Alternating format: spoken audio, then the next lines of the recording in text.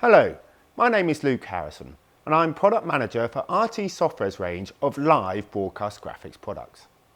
I'm here today to give you an overview as to how we have integrated our popular graphics products to the Kula and Kahuna range of switchers from SAM to allow powerful graphics from our TOG solution to be sent to the switcher so that the switcher operator can recall overlay graphics simply with the press of a button. A solution that really adds value to any live production with high-speed graphics creation and recall without the need for high-cost extra hardware. For this presentation, I'm using the Kula switcher, but the principle will be the same using the Kula's bigger brother, the Kahuna. The graphics editor runs on a separate mid-spec PC, typically a laptop, as I have here. And this is connected to the Kula via an RJ45 network cable. Full details on hardware options are on our website, rtsw.co.uk. For this presentation, I'll be using our TOG 2D graphics solution. With remote learning and an easy learning curve, TOG 2D is perfect for this market. You can drill into the detail of our editors on our website, but in summary, it has two distinct modes of operation. There is the editor here, used for creating graphics from scratch, including any on and off animations. You can see here we have a selection of different types of graphics already created.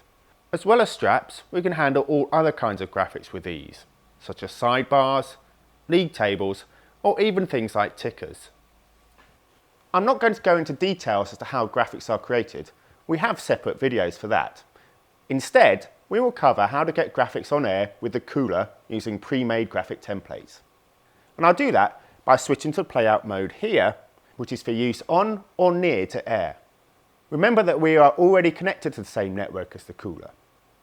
Within playout, I can access the preferences menu where I can determine which Kula system I'm going to send my graphics to and whether I want to send the graphics directly to the Kula frame store for instant recall or to the Kula hard disk for later recall. In this case, I have it set up to send directly to the Kula frame store. The first thing you do is select the graphic you want to use from the choice you have here. One of the many good things about TOG is that the user selectable graphics that appear here can be determined by things like logins, making it easy for the user on the day. You can see that this is very simple and intuitive. No real training is required to use this at all. I simply select which graphic I want to use. Let's take this two-line strap and the animation. And now you'll notice that when I selected the strap, this dialog box popped up automatically. This is because when the graphic was created in the editor, decisions were made about what parameters could be tweaked near to air in the playout mode. And in this example, it is just the text. So I enter the text I want here. In this case, I'm just going to change the text title. It's now in what we call a stack over here. And I'm not limited to having one graphic ready. I can add further graphics into the stack, which means you can send an entire sequence to the Kula in one go. Alternatively, I can create a stack and then save it for later recall. But now I'm ready. I want to lay this graphic off to the Kula. I simply click the layoff button and press take. And the layoff or transfer of graphics commences.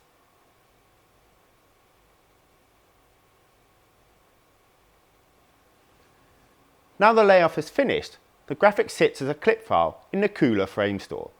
In this case, store number 3. What makes our integration unique is that we send information such as start, mid and end frames to the Kula that allows it to create and update macros automatically. So the finished graphic is now ready to be taken to air.